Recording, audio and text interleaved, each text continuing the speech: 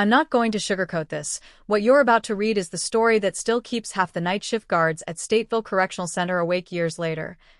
My cousin Jamal Ramsey has been a corrections officer there for 9 years now, and there isn't a single person on that compound, inmate, CO, nurse, or warden, who doesn't know the name Marcus King and what happened on November 21, 2025.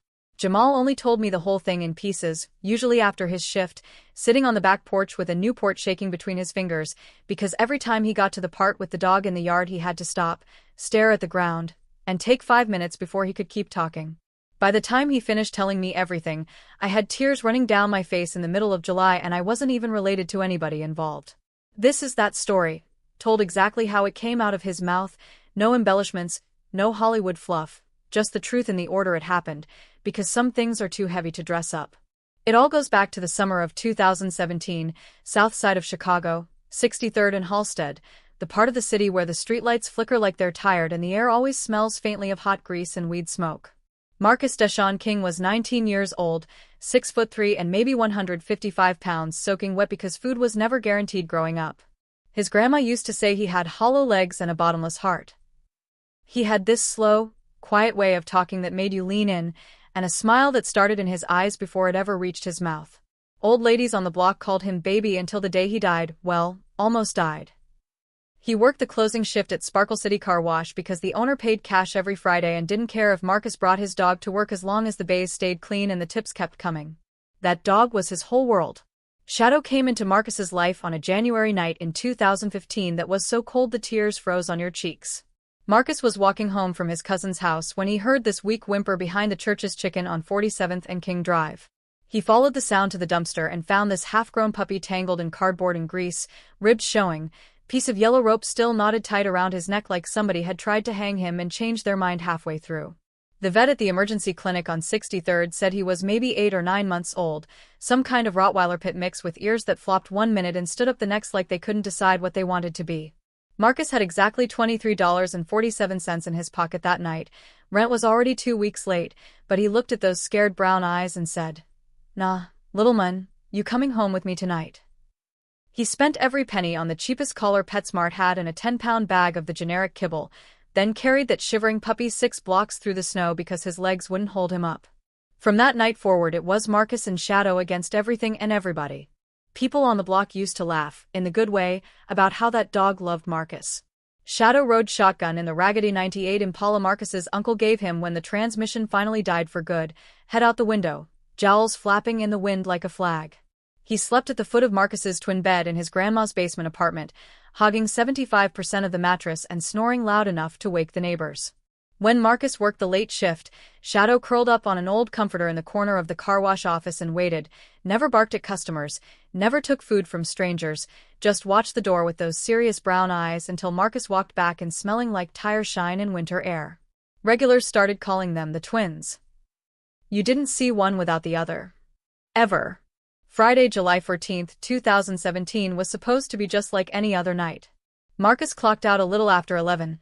Threw on the orange reflective safety vest they made the night crew wear, stuffed $47 in tips and half a honey bun into his hoodie pocket, clipped Shadow's leash to his collar, and started the walk home. He had Chance the Rapper's coloring book on repeat in his earbuds because blessings always made the world feel a little less sharp around the edges. He was maybe 6 blocks from the apartment, humming under his breath, Shadow trotting beside him sniffing every light pole like it was the first time he'd ever smelled the planet, when the whole street lit up red and blue. 4 unmarked Crown Vics and 2 marked squads came flying in from both directions, tires screaming, doors flying open before the cars even stopped rolling. Somebody yelled gun.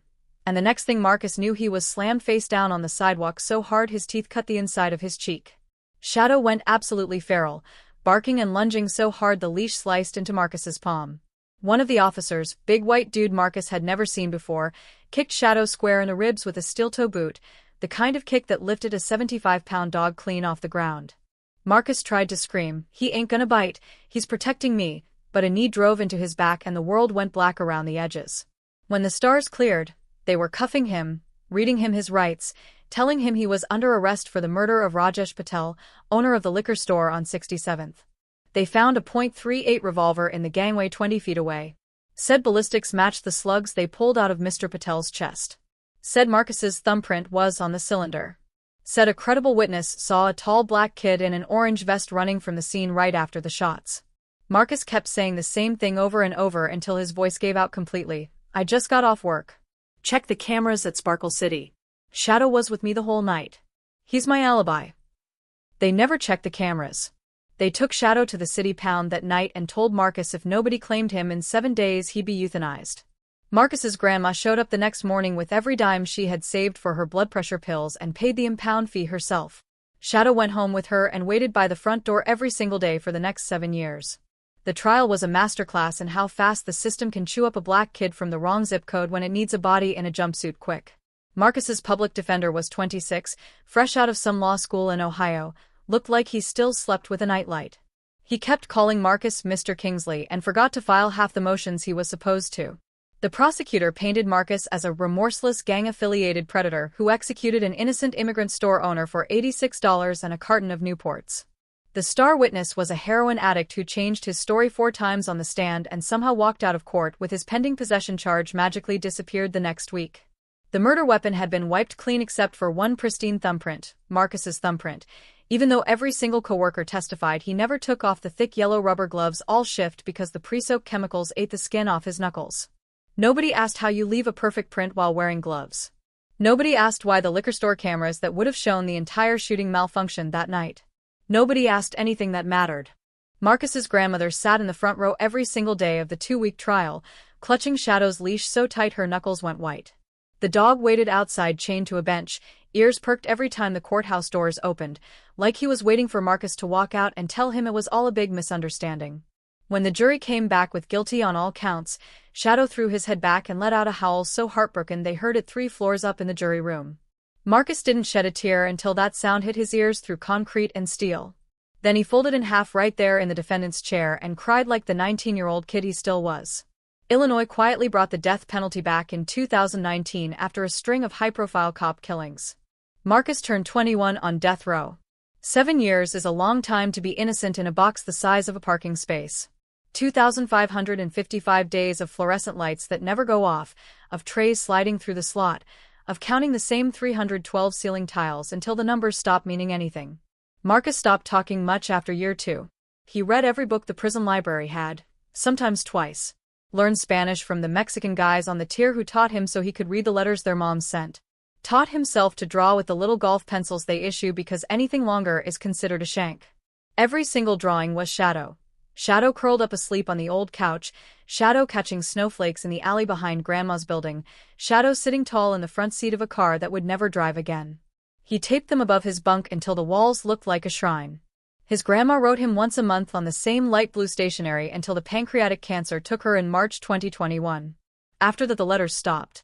No more visits, no more commissary slips, no more birthday cards with a $20 bill folded inside. Just Marcus and the sound of his own breathing and the faint, stubborn hope that somewhere out there Shadow still remembered what home smelled like. November 21, 2025 started like every other execution day at Stateville. The air felt different, heavier, like the building itself knew what was coming. Guards were quieter, trays came with extra food nobody wanted, the chaplain made extra rounds. They woke Marcus up at 4 a.m. sharp, same as always, but nobody cracked the usual jokes about the Bears game. At 9:15 the warden himself came to the cell with a clipboard and read the state-mandated script in a voice that had delivered it too many times. King, you are entitled to a special last meal, up to 3 phone calls, and a spiritual advisor of your choice. Marcus was sitting on the edge of his cot, hands folded in his lap, eyes on the floor like they had been for 7 years. When he spoke it was soft, steady, almost polite. I just want to see my dog one last time. Shadow. That's all I want. The warden actually paused mid-sentence. In 23 years he had heard every last request imaginable, lobster and champagne, a blunt, a PlayStation 5, one guy even asked for a stripper, but never once had anyone asked to see their dog. By 10:30 the entire death row tier was losing their minds. Inmates banging on doors yelling, "They bringing a dog in here?" Deadass. Guards arguing in the control room about rabies vaccinations and whether a Rottweiler mix counted as contraband. The chaplain got on the phone with a rescue lady up in Evanston who had been fostering Shadow since 2018 and apparently she started crying so hard she could barely get the words out. They finally approved it at 1:12 p.m. 10 minutes. Outside in the north yard. Full restraints, belly chain, leg irons, black box on the cuffs, 6 armed officers, sniper in the tower, no exceptions, no extensions. 2:47 p.m. The yard was cold enough to see your breath hang in the air like cigarette smoke. Marcus shuffled out in the leg irons that clanked with every tiny step, belly chains so tight he could barely raise his arms above his waist, orange jumpsuit flapping in the wind. He looked smaller than 6'3" that day. He stopped in the center of the concrete, turned toward the gate, and waited. The gate rolled open with that same grinding sound it makes every time they bring somebody out to die. Shadow came through slow at first, like he didn't trust his own eyes. 11 years old now, gray all around his muzzle, left hip giving him a hitch from the night the police kicked him, but the second he caught Marcus's scent on the wind everything changed. The foster mom had the leash looped loose around her wrist. She never had a chance. Shadow ripped free and ran, full speed, limping badly but not caring, barking that deep rusty bark that cracked into the happiest, most broken whine you ever heard. Marcus dropped to his knees just in time. Shadow hit him like a linebacker, front paws on his shoulders, licking his face, his neck, his tears, whole body wagging so hard he almost knocked Marcus flat on his back. Marcus wrapped his cuffed arms around that big neck and buried his face in the fur and sobbed like every year he'd held it together finally broke loose all at once. Same smell, earth and kibble and that faint sweetness Shadow always had. Same warmth. Same heartbeat thumping against his chest that used to lull him to sleep when the lights got cut off and the eviction notice was taped to the door. He kept whispering, "I knew you'd remember me, boy. I knew it. I knew it. I love you so much." Guards who had watched men get strapped to gurneys and injected with poison 100 times looked away. One of the older ones wiped his eyes with the sleeve of his uniform. The tower sniper lowered his rifle because the scope was fogging up and he didn't trust his aim anymore. 4 full minutes of pure, uninterrupted reunion. 4 minutes where death row, lethal injection, the governor's warrant, none of it existed. Then Shadow went completely, terrifyingly still. His head snapped to the left so fast Marcus felt the shift in weight. Ears pinned flat against his skull. A growl started low in his chest, the kind of growl that raises every hair on your body, the same growl Marcus hadn't heard since the night they got arrested. Shadow's lips peeled back, teeth showing, body angled like a shield between Marcus and the fence line 20 feet away.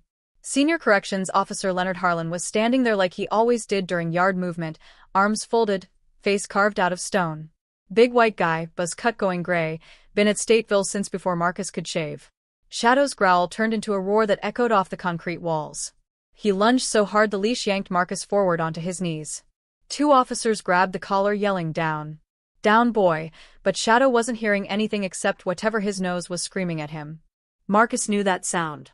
Shadow never growled unless somebody meant active, immediate harm. Not once in his entire life had he been wrong.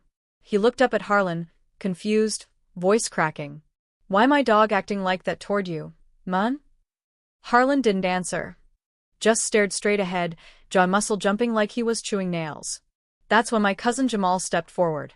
Jamal Ramsey, 28, born and raised on 71st and Jeffrey, joined corrections to pay for night school because his mama raised him on, be the change you want to see. He always thought Marcus's case smelled wrong, too clean, too many corners cut. For 6 straight months he had been risking his job after lights out, sneaking into the ancient records room with nothing but his phone flashlight, photographing pages until his storage was full. One report haunted him. The Chicago PD K-9 unit that swept the liquor store the night of the murder logged an unfamiliar officer sent all over the counter and cash register. Reporting officer got transferred to a desk job in Wisconsin 2 days later. Report vanished into thin air. Jamal walked straight up to the warden right there in the yard, phone in his shaking hand, voice steady even though his heart was trying to punch through his ribs. "Sir, that dog is keying on Harlan. And I think I know exactly why." He held up the screen. Scanned 2017 evidence log. Harlan sized the teen boot print in the blood pool by the register. 1 black and tan dog hair on the counter that nobody ever DNA tested because the suspect already confessed. And a partial palm print on the inside of the cash drawer that got conveniently smudged before trial. The warden looked at Shadow still snarling like a demon possessed, looked at Harlan sweating through his uniform in 40-degree weather, looked at Marcus on his knees with something brand new flickering in his eyes, hope, raw and fragile and terrifying. "Get Harlan to my office. Now." Execution stayed at 4:12 p.m. By 6 o'clock they had Harlan in interrogation. By 10 o'clock he was crying like a child, talking about online sports betting debts that climbed past 80 grand, about how Mr. Patel had been lending him money for years but finally said no more, about how he staged the robbery because he needed a fall guy fast and Marcus just happened to be the tall black kid in the orange vest walking past the alley at the exact wrong moment. The gun? Planted. The fingerprint?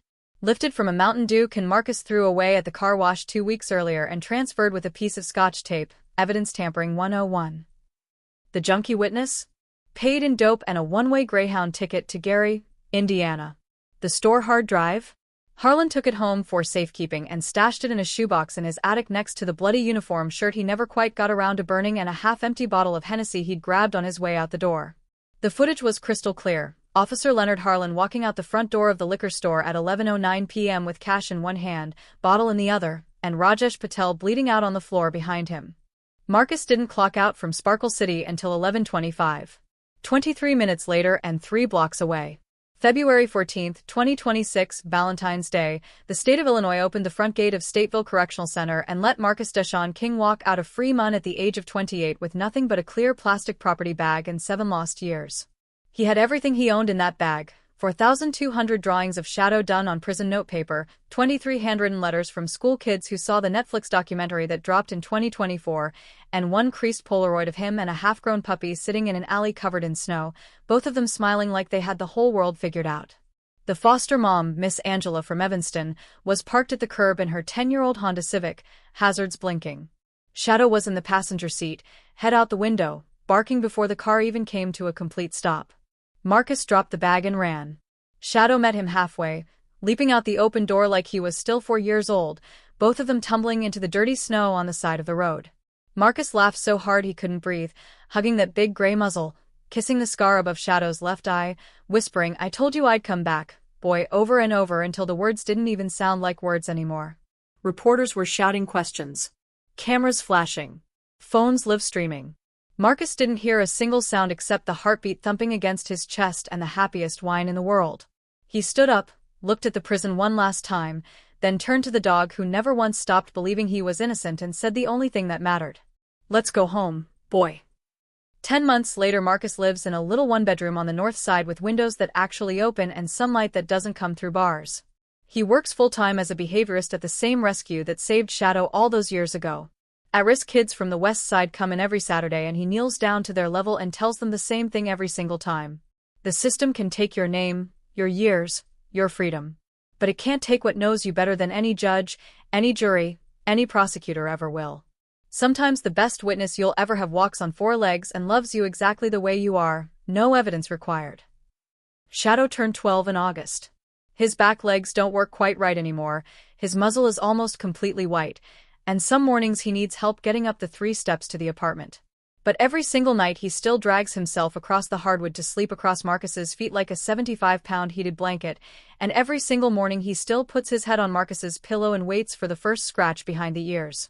And every single night, right before they turn off the light, Marcus leans down and whispers the same words into that gray ear. "Thank you for waiting, boy. Thank you for remembering when nobody else did." Because some loyalty doesn't need a courtroom. Some love doesn't care about verdicts or 7 stolen years or a death warrant signed by the governor. And sometimes, when the whole world gets it wrong in the worst way possible, all it takes is one old dog who never learned how to lie to make it right again. That's the entire story, from the night they took him to the morning they gave him back his life. And if you've got a dog sleeping anywhere near you right now, go give them an extra scratch behind the ears. They already know exactly who you are, even when nobody else in the world does.